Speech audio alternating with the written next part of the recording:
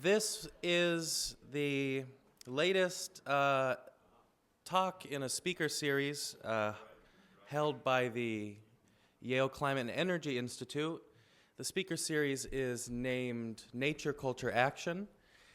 And the concept of the speaker series is to bring engaged environmental scholars who are also taking their academic work outside of the academy and applying it to real-life engaged issues. And Benjamin Sovacool's an excellent person to have exemplifying this. The speaker series will be continuing next year in some form, so please keep your eye out, and there will be 3 more speakers this semester. So a couple words about Benjamin Sovacool. He got his PhD at Virginia Tech in science and technology studies. He has written, I think, 16 books or more, many articles, and is certainly considered one of the most important scholars researching energy issues today. 2 books that I wanted to mention. One is his book from 2008, published here in Connecticut, called The Dirty Energy Dilemma: What's Blocking Clean Power in the United States.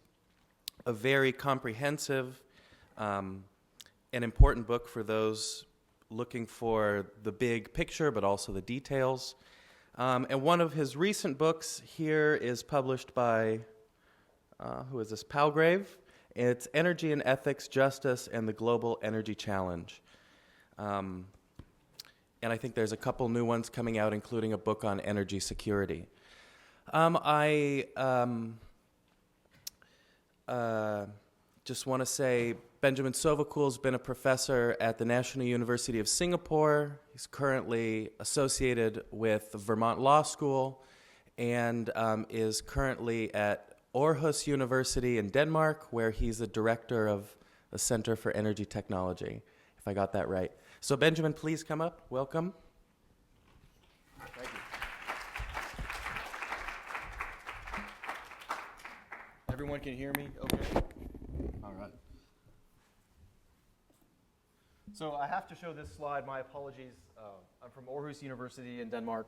Don't worry, I didn't know where it was until I moved there. The second biggest city in the rural part of Denmark. So we're where Vestas and Siemens and all these other companies make clean energy systems. And so we've invented our own alphabet called the Aarhusian alphabet, for better or for worse. You know, every university has to distinguish itself, right? And so that actually says Center for Energy Technology in the Aarhusian alphabet. And so I've now done my obligatory slide for my center and can get to the good stuff. So I thought today we only have an hour together, so I would briefly define clean energy, because this is still something that's contested, especially in places like Pennsylvania, where shale gas is still considered clean, even though it may not be. Given that this is indeed a university, I thought I should have the slides on research methods so you can see where I'm coming from, what concepts and assumptions underpin my ideas about energy. Then we get into the meat of the presentation, the socio-technical barriers to clean energy here that remain to this day in the United States. Some international dimensions, given that what happens here in the United States is also happening in many other places. Finally, so I don't drive you all to despair, there's a section that will talk about solutions. What policies and behavioral changes can we all do in this room to start being more clean with how we use energy? And then a few concluding, takeaway remarks. So first, definitions. What is clean energy? For me, I think it's everything you see in this slide, this very busy slide. So you have your wind turbines, wind farms onshore and offshore on your left. That's actually wood chips being combusted at a plant. That's to remind me to mention biomass, waste to energy, landfill gas capture. Then you have solar photovoltaic panels. You can also do concentrated solar power. Those also falls under my definition. This is geothermal steam out west. Above is, of course, a river, so hydroelectricity, both micro and reservoir-based large-scale dams.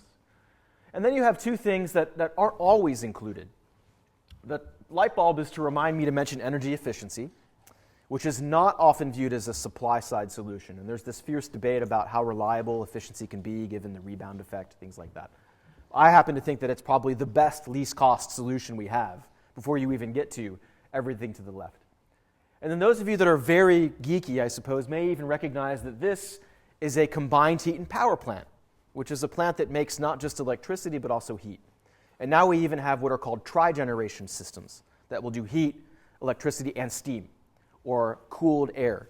So you can use one source of energy to do multiple services, is the idea.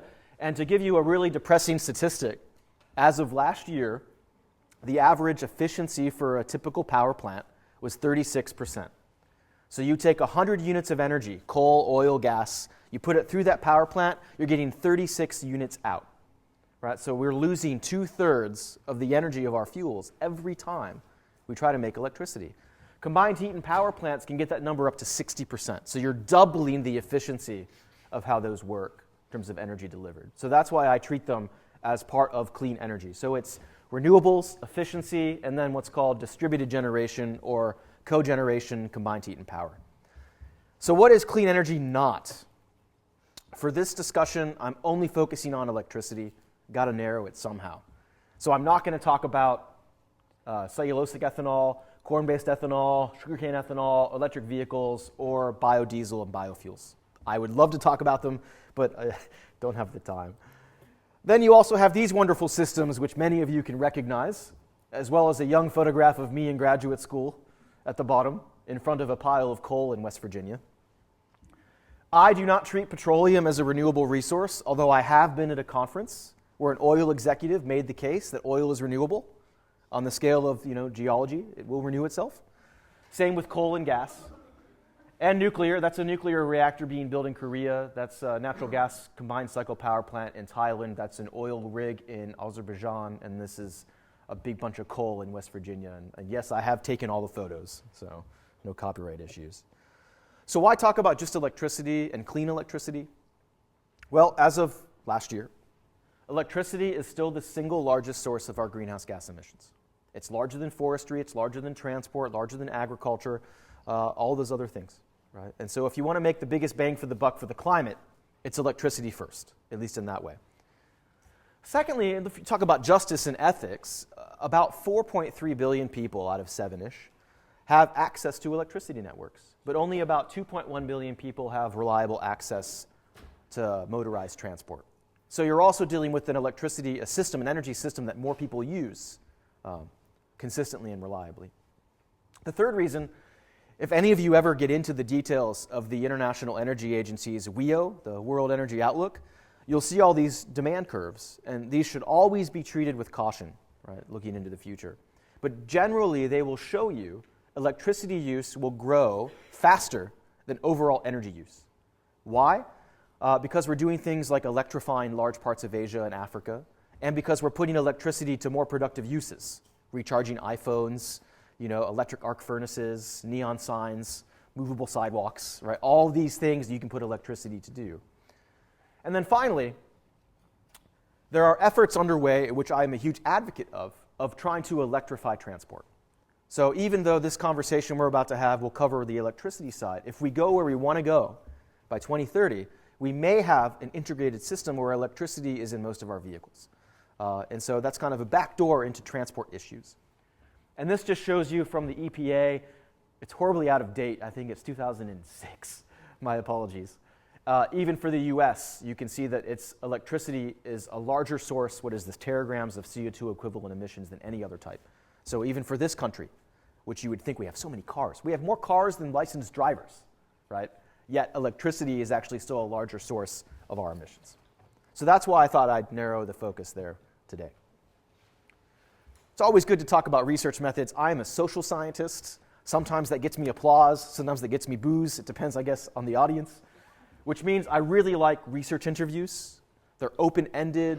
You can get really rich contextual descriptions from participants. And so I'm presenting research today that actually draws from two separately funded, thank you very much, funded research programs. One was from the NSF. So the National Science Foundation post 9/11 had this thing called EPNES, Electric Research Power Networks Efficiency and Security Program. It was designed to make the grid more secure in case there was a terrorist attack. And there were 31 universities that were doing research projects. 30 of them were doing the science and the technology. Ours was the only one doing the social side. So we were looking at barriers, business models, policy incentives, costs, benefits, that sort of thing, which was fascinating. So a lot of this research comes from that program. They paid for the interviews, they paid for the travel, and all of that.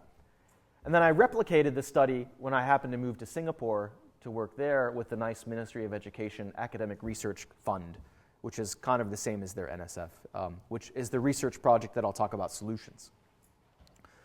Both of these, there are a lot of words in this slide, this bullet point, describing my method. Each of them has meaning, but I can explain them later if you want. Basically, it just means I attempted to look at a variety of stakeholders. I did not attempt to guide answers. I did not attempt to impose my values on subjects. I did not start with my conclusions pre-formulated. I drew them through grounded theory, right, based on the data itself. These may mean something to you who are in your methods classes, or they may just sound really boring. I like this because this method gave me more than 3,000 pages of data, of stories and narratives and explanations and studies and all of that to sift through, in addition to the reports and the actual articles that I got to read. So the first study, the one that's the bulk of today's presentation, was the result of, I think, 186 interviews, 93 institutions, 13 countries. It took me 3 years. Man, that was a long time. And basically, I went around the world and asked some of the smartest people I knew, if renewable energy is so great, why aren't people using it? And if there are all these barriers, what can you do to overcome them? The traditional answer of why clean energy doesn't work is a technical answer. And there was actually a CEO who testified in front of the House of Representatives, 2006, so not so long ago, who actually said we just can't do renewables yet. The technology isn't there. It's like, quote, going to the moon with 1950s technology, right? Just can't do it. And this complements a very long line of thoughts about why technologies fail. So the electric vehicle from 1899, which is in the left part of this graph, failed because its battery didn't charge long enough. The Challenger blew up because of the O-ring on the booster rocket. The AT&T picture phone was too expensive. And the nuclear reactor at 3 Mile Island failed because of some improper designs and operating procedures, right? That's the traditional answer. A more sophisticated answer says, well, maybe the technical failures are only a piece of the overall puzzle. Maybe the electric vehicle also failed because there's a woman in that photo, and they became associated with femininity, whereas internal combustion cars became associated with masculinity and ruggedness and industriousness, right? And so there were gendered implications to why that one vehicle didn't make it and the other one did. Maybe NASA was a whole organizational mess, and they were pushed for political reasons to expedite a launch that had a school teacher on it, which also had implications for the Cold War and, signifying that we knew we could be competitive in space when we shouldn't have. So there were organizational failures to complement the technical failures. Maybe the picture phone failed, not because President Kennedy was a fan, but because people didn't like the invasion of privacy, right? We're very used now to these video Skypes, but the picture phone, people were uncomfortable. They were used to talking on the phone and maybe picking their nose or scratching themselves, and on the picture phone, you could see it, right? So it failed for issues of privacy. Nuclear power's demise in the United States probably has a lot less to do with things like 3 Mile Island and more to do with things like this, the protests over Seabrook or Shoreham or all these other nuclear plants, the 86 nuclear reactors that were never finished in this country that sucked in $86 billion worth of investment. Forbes called this the worst business investment of last century, right? So it wasn't just the accident at 3 Mile Island. There were all sorts of economic and social factors that have led to the decline of nuclear power in this country. So the approach, the conceptual approach that I take for my research, which I love, is called the socio-technical systems approach.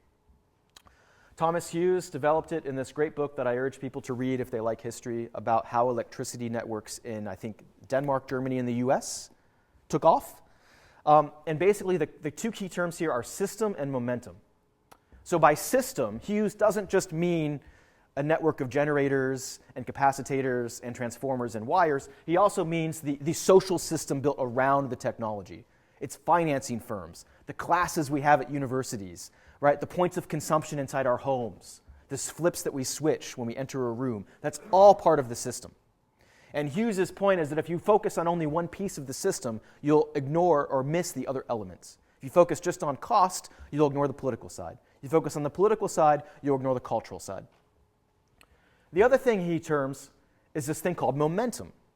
Large-scale electricity and technological systems have momentum, right? They have mass, velocity, direction that gives them the ability to influence our decisions, right? This is called soft determinism, if you want to get into the STS literature, science technology studies. And so it's not that these systems determine our behavior, but they certainly impact it, constrain our choices, constrain what's possible or feasible. Which means it's a mistake, if you read David Nye, who's another historian, to think about the process of how we choose electricity as a passive process. We're not just consumers.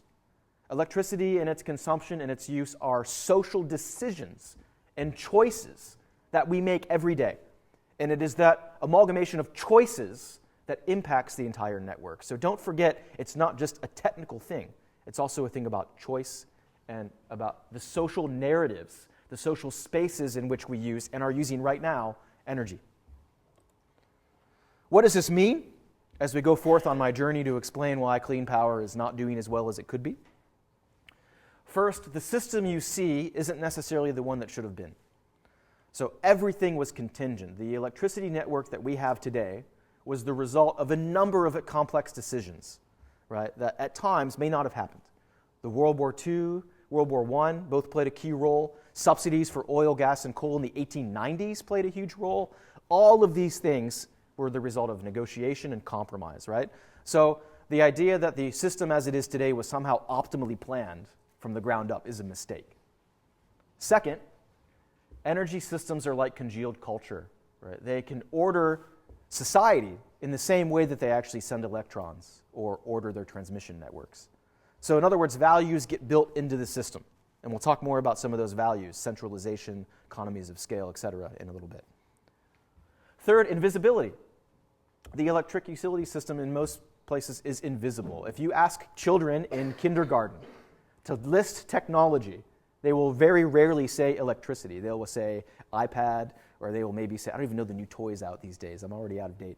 You know, mobile phones, cutting edge things like that, the internet, at least 20 years ago. Sewage networks, telecommunications, electricity systems are natural to us. They become naturalized. They're as ordinary to us as dirt and air. And so we think they're invisible. We only notice them when they go wrong. And that's very peculiar, because it's like the degree to which electricity has become integrated into our lives is also the degree to which we don't recognize it as being integral to our lives.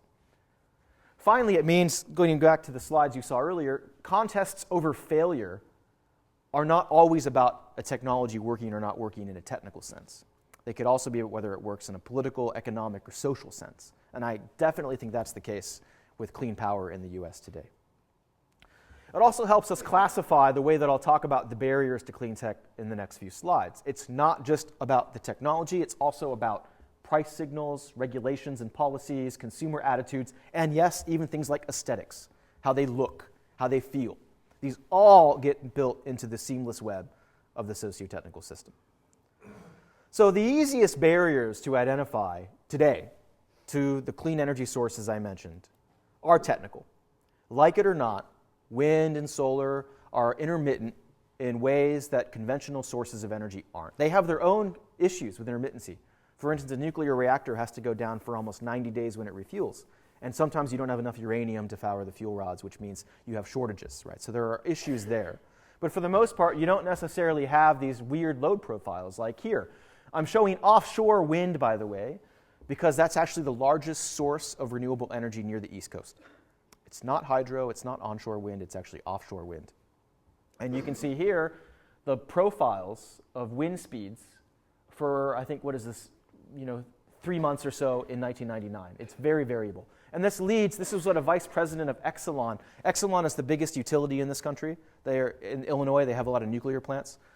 They actually said you need 6 megawatts of wind to get something like 1 megawatt of fossil fuel, because you can't always be guaranteed, the argument runs, that the wind will be blowing when you need it. And it gets even worse when you see things like Germany, right? Because Germany is far ahead of the US. This shows you the average generation of wind electricity the whole year, 2012. And you can see such great variability from 0.007 terawatt hours up to 0.53 terawatt hours. That is some significant variability. Right, so these systems are hard to integrate into a system where supply and demand have to match each other instantaneously. It also means you're going to have to build a lot of transmission networks to go where these resources are. And in the case of the United States, NREL, the National Renewable Energy Lab, 2012, put out this report that found we have to invest something like $1 trillion or more in high-voltage transmission networks to harness just wind energy, let alone the other types, solar, geothermal, and hydro. And you have the same intermittency problems for these other systems, like hydroelectricity and inconsistent snowfall and precipitation, like solar, right, which differs from day and night, also differs from season to season, right? There's a lot less sun out now than there will be over the summer. Or biomass, which has different growth cycles and lower energy densities. I was amazed, this is from last week from NOAA, not the preacher to God, but the National Oceanic Atmospheric Administration. And it shows you the difference in snowpack for California over, I believe, the past 5 years. So this is very recent. And you would have seen the snow go all the way to the left. California intimately depends on hydroelectricity imports from the Pacific Northwest that depend on snowpack melt. What do you think is going to happen in the next 5 years, right? When the snow melt is no longer there, or at least has altered in its timing or its flow or its seasonality. That's just one small way in which even climate change is ironically threatening resource availability of the technologies we need to mitigate climate change. So you have these technical barriers, and some countries can overcome them like Denmark, and others like the United States are still trying to figure it out. But that's not it. You also have these economic barriers, and so these fall into a variety of different ways. For one is information failure. People don't know about it, or if they do, they know only bad things, right? Bad news travels more than good news. And so if you ask 9 out of 10 people about wind farms, they might tell you, oh, Cape Cod, it's disaster, or I saw that one catch fire. They don't hear the positive news. You can also see that a lot of companies and homeowners want returns on investment that are much quicker. They want to make their money back in a year, right, or 2 years, rather than 5 years or 10 years. You have split incentives called the principal agent problem in economics. How many people here rent their apartment? Okay. Would any of you ever invest in better energy efficient equipment like windows or a roof? Maybe some of you exceptional ones would, right? But the idea is you wouldn't because you don't own the property. That's a split incentive.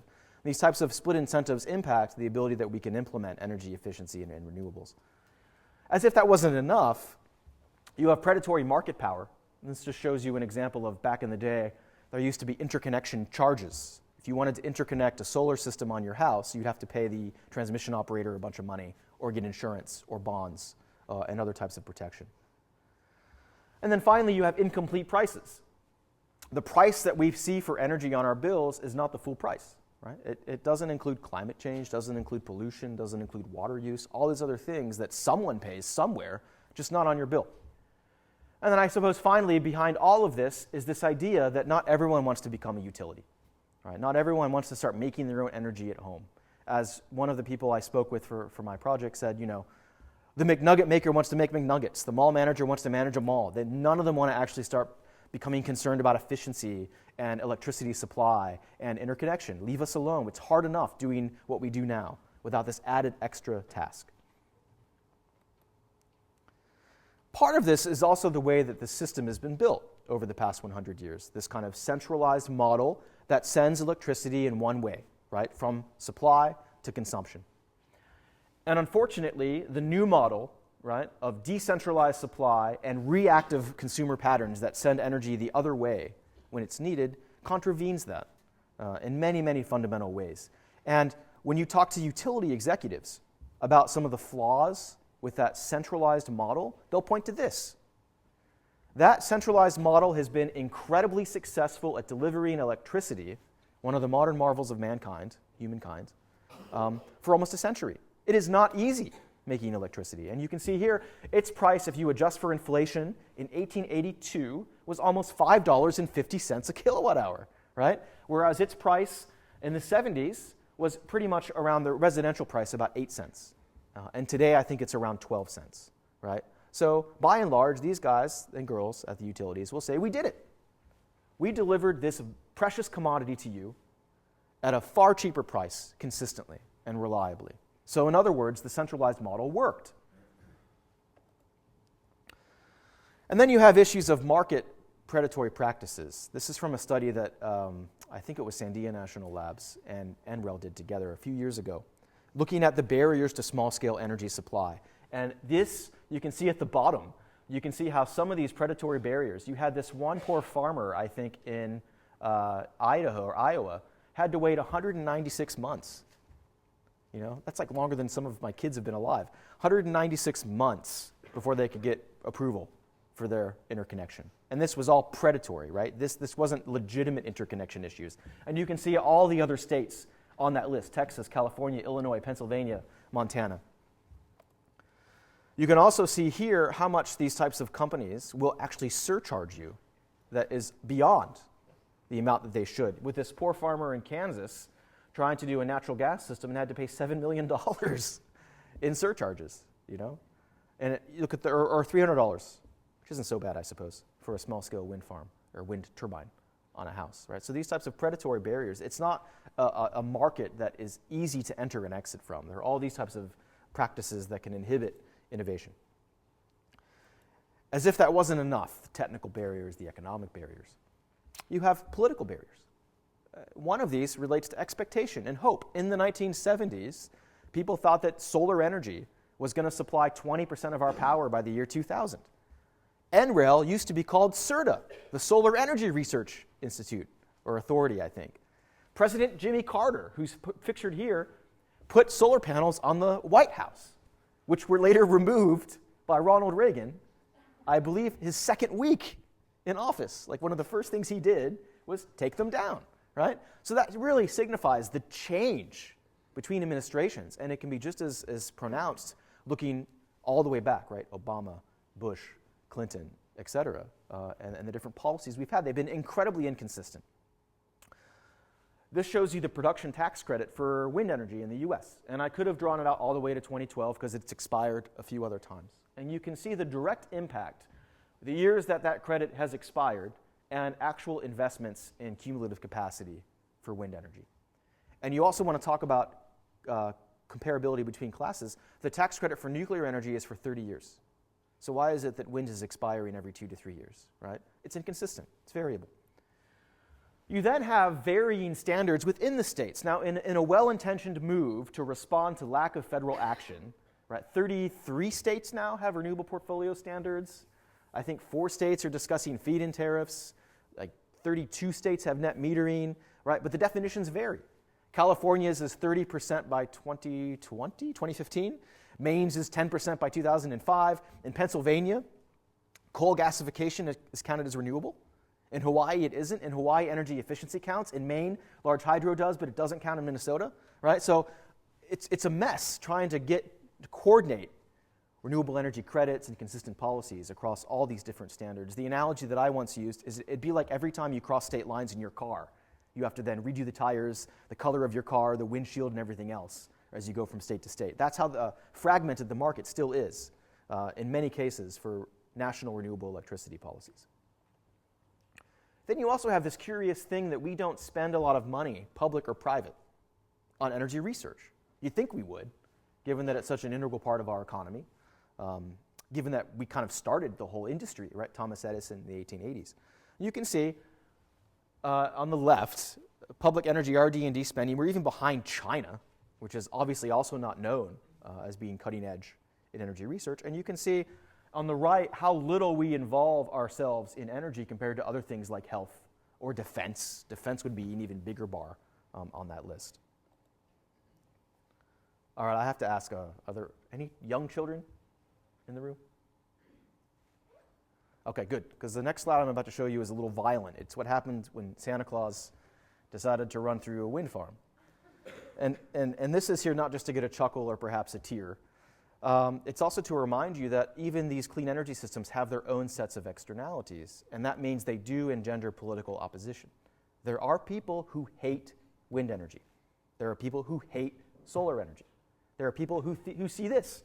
This was sent to me by someone. to say, could this really happen? And I didn't know how to answer that. I didn't know how to say, hypothetically, I suppose Santa Claus could, go. I don't think they'd have a wind farm, though, in the South Pole, but you never know. But there's also that reminder that each of these energy systems has their own political economy, and that political economy can be very complicated, even within the industry. The solar people will point to the wind people, and they'll attack each other. Or even within the solar industry, the PV people and the CSP people, will attack each other. And so there's all of that infighting going on. Then we get to this set of barriers, which I find the most interesting, and I suspect Chris might as well, since he's studying anthropology. The behavioral barriers, the barriers that we play a more active part in. So one is complete apathy, misunderstanding. Actually, it's higher. 88% of Americans will fail their basic energy literacy test that the NEF, National Energy Education Training Foundation, did a few years ago. They also thought that the ocean was the largest source of fresh water, by the way. So we clearly have a lot of educating to do on environmental issues. There's also a good historian called Marvin Malozzi who's written a book called Energy in Abundance. And he makes the argument that if you want to talk about our real problem is we've been conditioned to view energy as always abundant, right? We've been spoiled, so to speak. We've had 3 centuries of practically limitless growth, right, in terms of energy and resources and all of that. And so we've come to expect and feel entitled to abundance.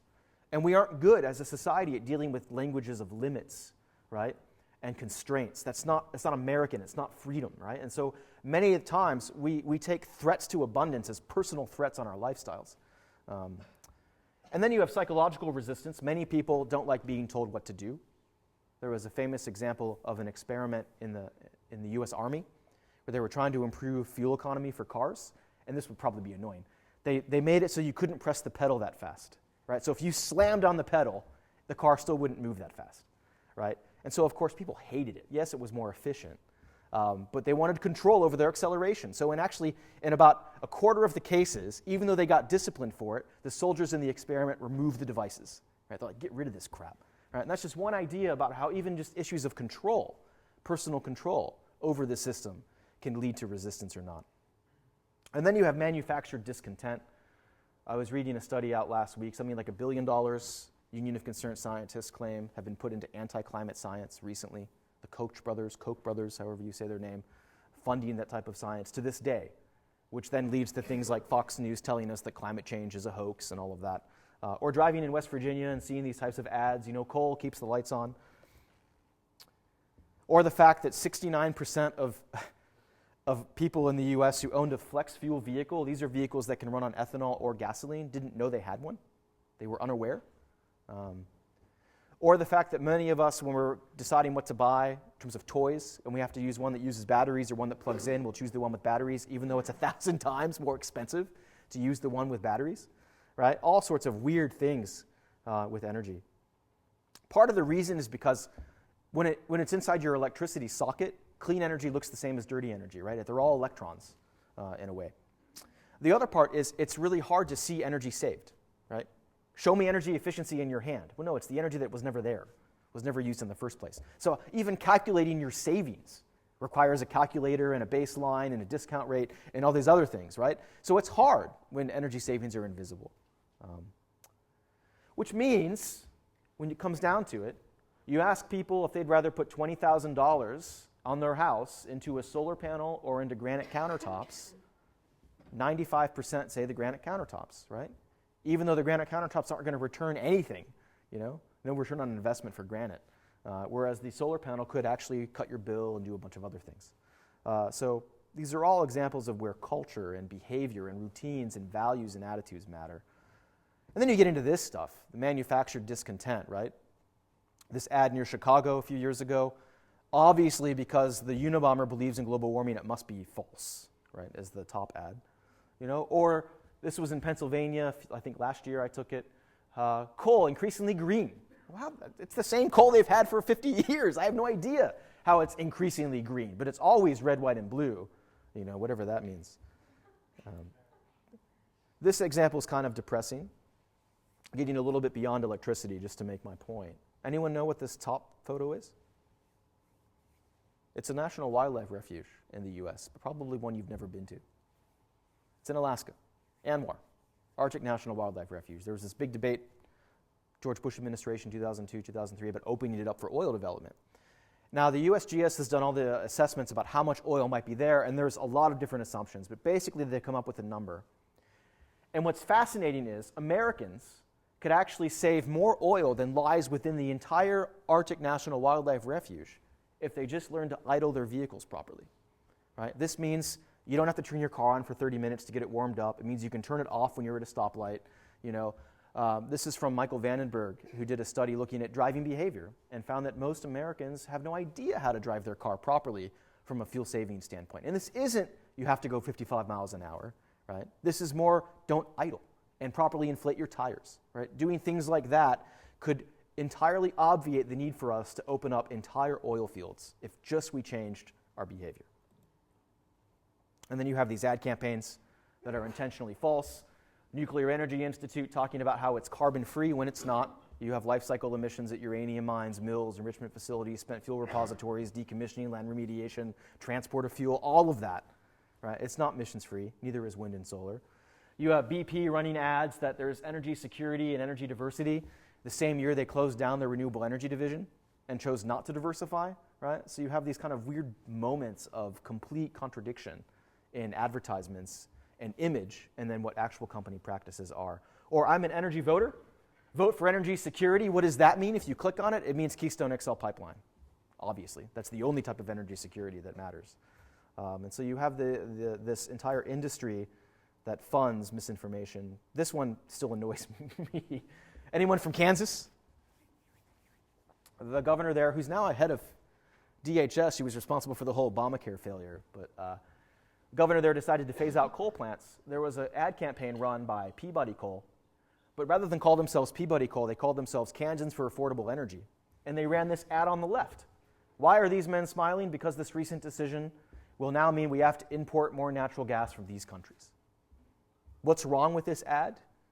Apart from the fact that it was so successful that McCain picked it up in his campaign, it was false. Kansas imports zero natural gas from any of those three countries. And in fact, the natural gas would have come from Pennsylvania had they actually replaced coal-fired plants with gas plants. Right? So again, it's a completely false ad with a group, a fake group formed to look like grassroots community activism when it was really just the industry masquerading. And this is just another Ross Gelbspan doing work on anti-climate science and the way that ExxonMobil has also funneled, hundreds of millions of dollars into these scientists to then say that climate change isn't real. Which is why in surveys, America is still divided. If you look at some of the recent Gallup polls, Pew Center polls, 50% still don't believe climate change is happening, in some parts of the country, especially the South. Right? And that's how. What we're going through in the United States, I guess, tragically, is not an anomaly. So this was from a survey that looked at developing countries. You'd think they'd have a whole other set of issues. No, you can see the same sorts of things. Lack of information, barriers to entry, lack of equipment, investment bias, predatory practices, even in places like the Philippines. I was privileged to help the UN do this report on 18 countries in the Asia Pacific who are trying to do this thing called Sustainable Energy for All, SE for All, which is to double the amount of renewable energy, to double the amount of energy efficiency improvements, and to provide universal energy access. And here we found the same types of barriers. Technical barriers, like difficulty in equipment, economic barriers, like low tariffs, political barriers, like lack of policy, social and cultural barriers, like complete misunderstanding about how solar energy works. And you can see here how the single most important barrier affecting 15 of those countries was poor equipment. Or you can see here how broken down by country, some of the worst countries were like Mongolia and Nepal, which had the most types of barriers. And so the idea is what we're struggling with here, we aren't alone. And then you have these types of things at the international stage, where we get into trade wars. So currently we have an import duty on Chinese solar panels because they're too cheap. So we've argued that they're actually trying to dump their technologies below price. And so you can see all these things that add to the cost. Look at the 20% tariff on solar panels in Russia. No wonder solar can't compete, right, in southern parts of Russia that have lots of sunlight. Or a wind turbine, Mexico and China at 8%. And the problem with these types of tariffs is they're kind of like subsidies. Once someone does one, then someone has to retaliate. And so it's this whole kind of genie out of the bottle kind of predatory international barriers that become created. And I had to throw this in there. I know it has nothing to do with the U.S., but it also speaks to how we create cultures around different energy systems. Anyone know what language this is? Oh, fantastic. Can you read it? Neither can I, but I've been told it's a children's coloring book for a spent nuclear fuel repository. And so what you see down here is where they'll put the spent nuclear waste. And you can actually open up the book, and it's a coloring book. They can color in the waste canisters. They can color in the happy people floating around, right? And this is because in Korea, nuclear power is seen as one of the vital technologies of national competitiveness. And so from a very young age, children in school are taught to view it in a certain way, right? And so you then have a very pro-nuclear culture in places like Korea. What this means is when you take all of these different barriers, trade barriers, cultural barriers, political barriers, economic barriers, you create lock-in, right, to our conventional energy system, right? The barriers perpetuate themselves, right? It shapes path dependency so that it's very difficult to challenge the entire system. So what do? Well, we have this really pernicious set of barriers that have existed for almost a century. Renewables to this day are still generating non-hydro renewables less than 2.8%, I think, of our national electricity on an annual basis. Might be close to 3% if you start to account for some of the newest wind farms. So what policy changes can we do? I took this photograph in Australia when I was at a conference, and I think the guys were uncomfortable being photographed. But this was in a mall. I was so shocked, 10 years ago to land, and I was looking for a Starbucks, and I walk in, and they're selling solar panels at the mall. And I was like, from Ohio, I never once saw anything sold in a mall that was a solar panel or a wind farm, right? And so Australia is just one example of countries that have started to implement many different policies to promote renewables. Now, this is from the IPCC, Intergovernmental Panel on Climate Change, where they surveyed global actions to mitigate emissions, to reduce greenhouse gases. And you can see what they're telling you here is, I like the political posturing one, you have different objectives, and then you have different tools that match each objective. Now, this is here to remind us that some people get really die-hard about a certain policy. I love a feed-in tariff. I love an RPS. And they forget that it's about what those policies are supposed to do instead. And some of them are about lowering prices, some are about mitigating emissions, some are about political posturing, etc. But if you divide them by type, there are, I think, more than 90 different policy tools that exist today.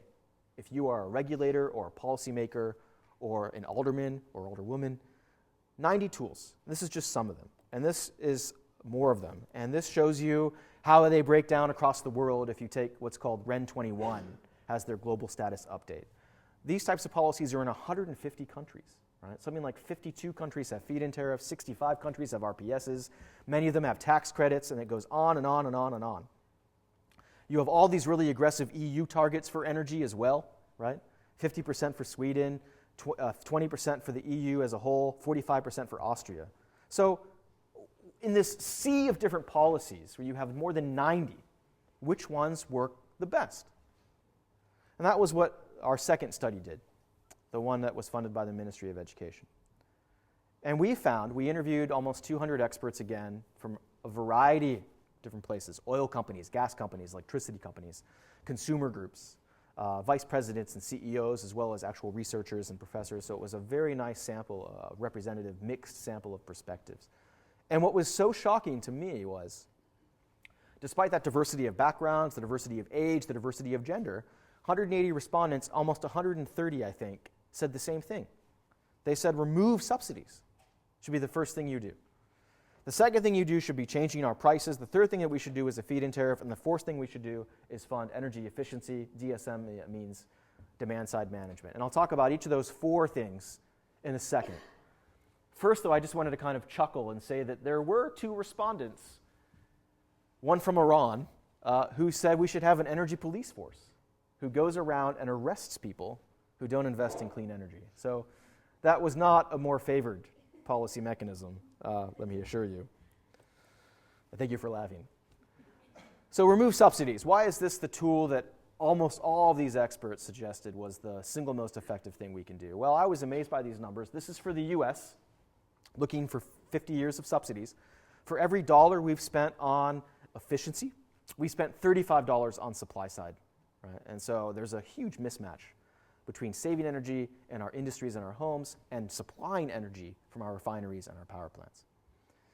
The GAO reported from 2002 to 2007, nuclear power received half of all subsidies among rich countries. Fossil fuels, 27%, renewables, just 12%. And that includes biofuels. So if you tease out electricity, it's like 6% or 5%. I always like this comparison as well. The single subsidy for nuclear power under the Price-Anderson Act, which limits liability for a nuclear accident, which enables them to get insurance, things like that.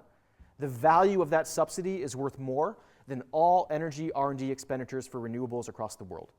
So one small subsidy in the US is greater in value than what every country has put into renewables for a given year.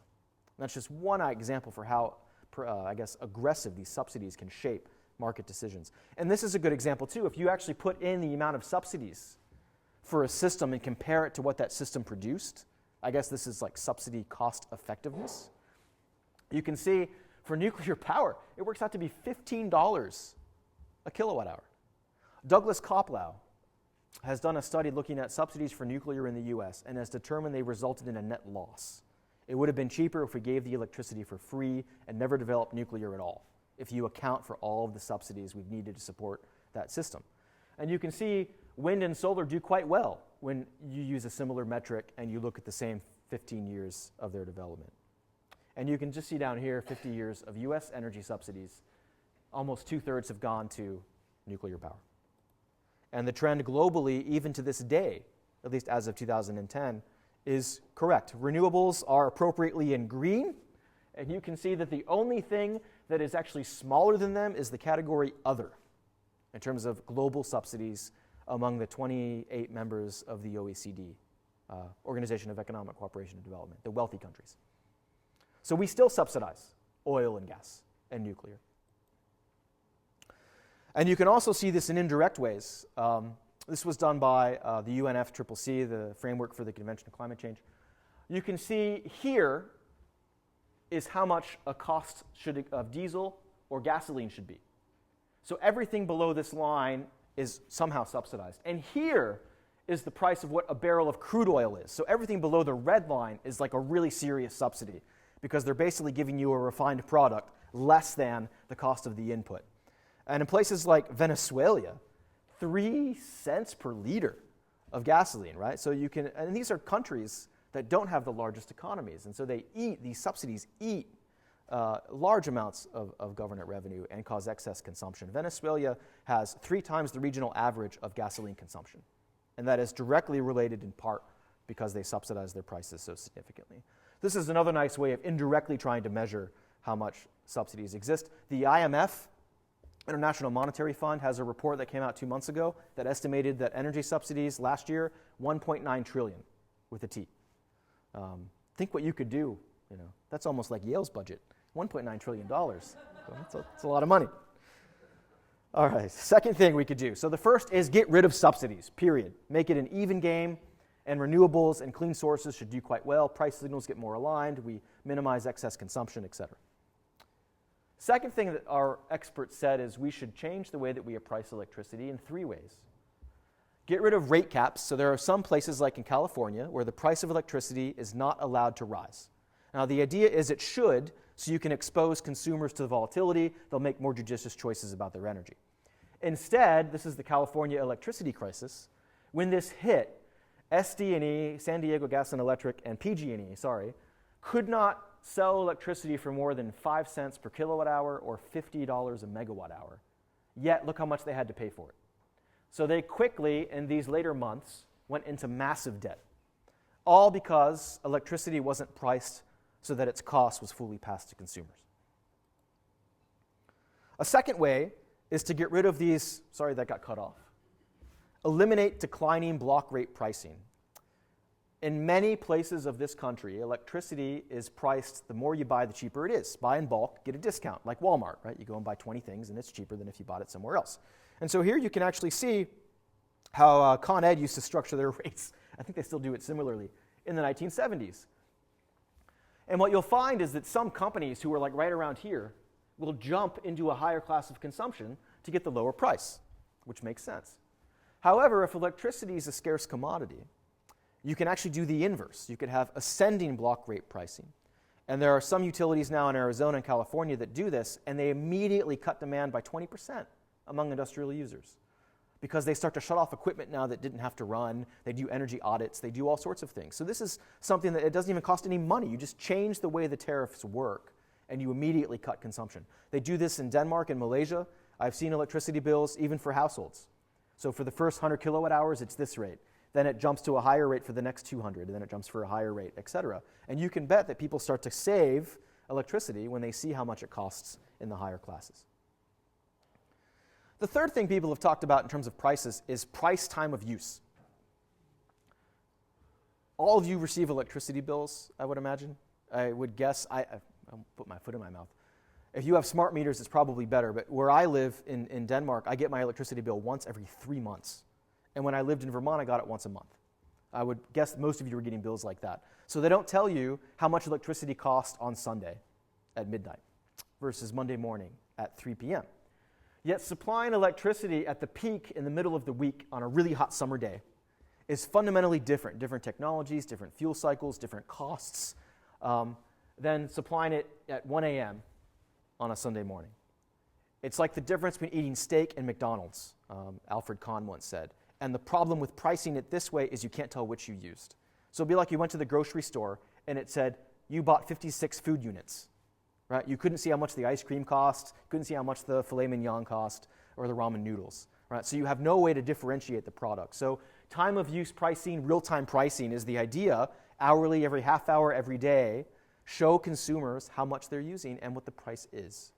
And what's fascinating is peak supply during the week of a year where our electric utility is supplying the most electricity they need. Basically, providing electricity for less than 1% of the time during that peak week accounts for 30% of the costs the whole year.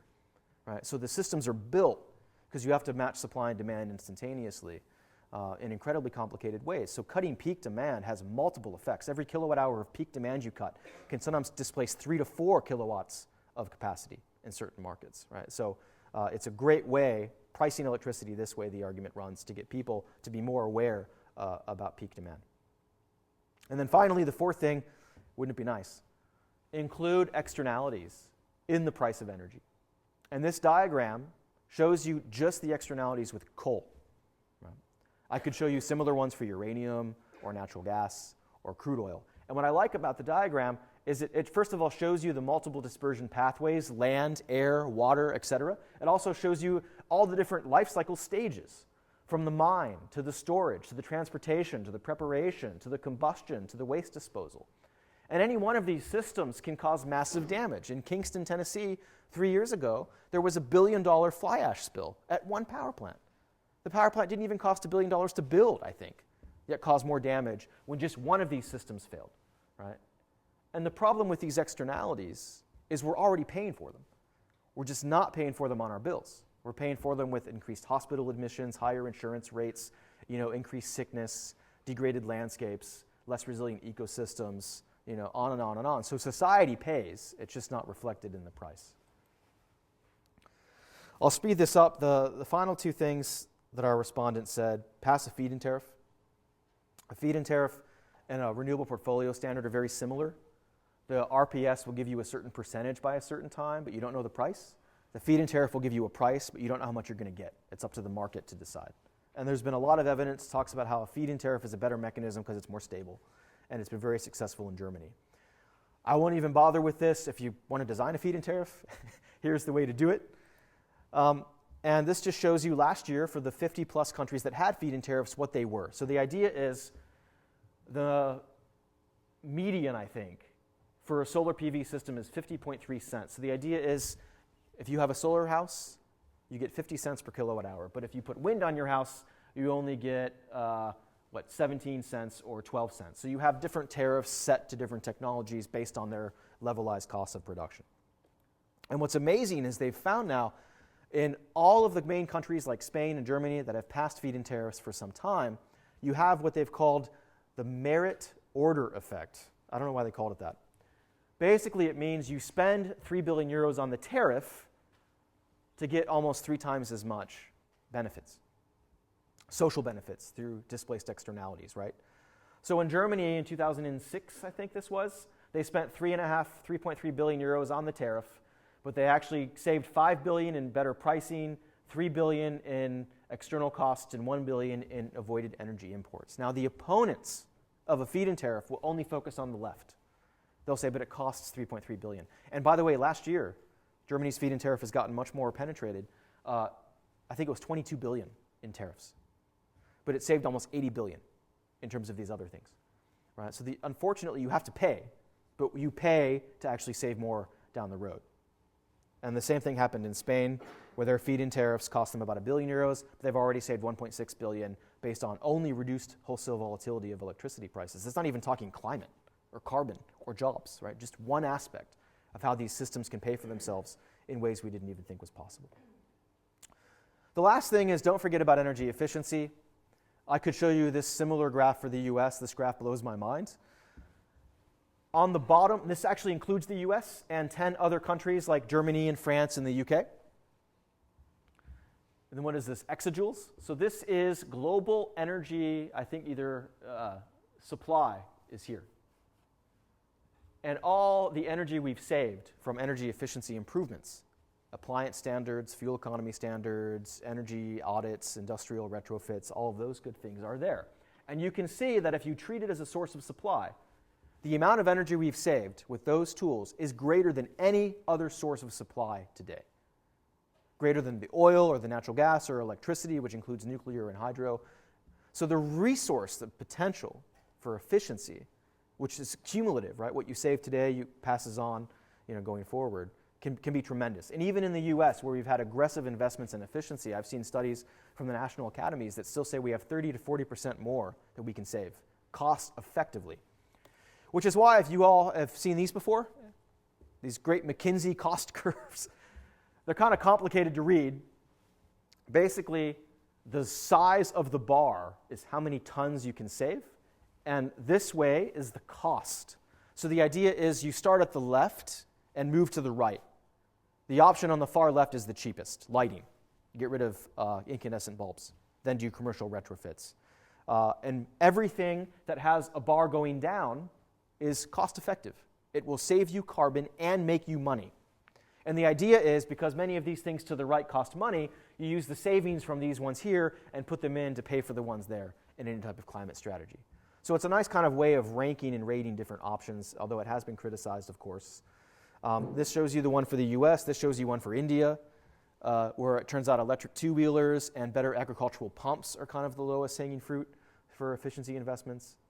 And what's interesting is I've seen these cost curves now for about 20 countries, and efficiency, for some reason, is always in the far left, these types of efficiency things. It's the best, cheapest, fastest, quickest way to save carbon and make money before you move to things like geothermal and nuclear power or concentrated solar power. So that's partially why I'm such a big advocate of energy efficiency. All right, to conclude. First, I just gave you a whole bunch of probably boring slides on policy. But the first half of the discussion was more on politics.